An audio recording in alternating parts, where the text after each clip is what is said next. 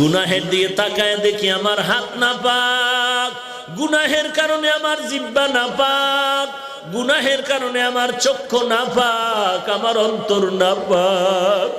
মনে হয় এই ময়দানে আমার মতো জাহান্নামের আসামি আর কেউ নাই। ও দয়ার মালিক, আপনার দরজা সারি নাই।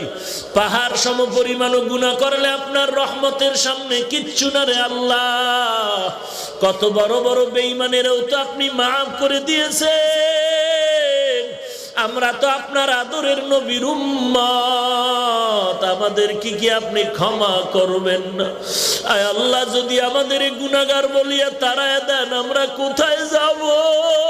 যাওয়ার তো আর জায়গা